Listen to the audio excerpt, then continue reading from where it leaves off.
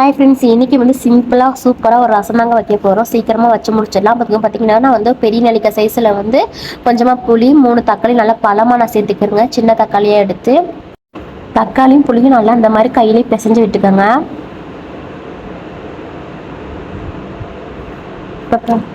இந்த மாதிரி கையிலேயே வந்து நம்ம வடிகட்டிக்கலாம். மறுபடியும் கொஞ்சமாக தண்ணி ஊற்றி நல்லா கரைச்சி நம்ம தண்ணி எடுத்துக்கலாம் ரசத்துக்கு. அவ்வளோதான் முடிஞ்சு நம்ம வந்து எடுத்தாச்சு ரசத்துக்கு தேவையானது. அதுக்கப்புறம் பார்த்தீங்கன்னா சீரகம், மிளகு, பூண்டு நல்லா வந்து கொரப்பாக அரைச்சிடலாம். ஏன்னா பூண்டு சில பேர் தட்டி போட்டோம்னாலும் அப்படியே தள்ளி வச்சிருவாங்க. அதனால நம்ம வந்து பூண்டு நல்லா இந்த மாதிரி கொரப்பாக நல்லா அரைச்சிடலாம்.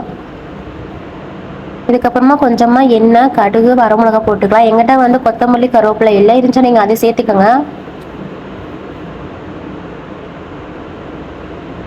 இப்போ வந்து கடுகு, வரமிளகா நல்லா தாளிச்சு விட்டது. இப்போ வந்து ரசத்தண்ணி அதில் தூக்கி ஊற்றிடலாம். இதுக்கப்புறமா கொஞ்சமாக தண்ணி கலந்து நீங்கள் ஊற்றிக்கோங்க. அதுக்கப்புறமா கொஞ்சமாக மஞ்சத்தூள், 1 ஸ்பூன் உப்பு சேர்த்துக்கலாம். இதுக்கப்புறமா நீங்கள் வந்து மூடி போட்டு ஒரு 5 நிமிஷம் விட்டிங்கன்னா வந்து ரசம் வந்து நல்லா வந்து முறை கொட்டி வந்துடும். ரொம்ப சிம்பிளாக வேலை முடிஞ்சிடும்.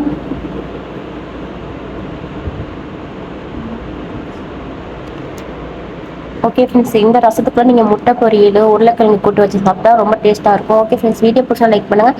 நம்ம சேனலை மறக்காமல் சப்ஸ்கிரைப் பண்ணுங்கள். தேங்க்யூ.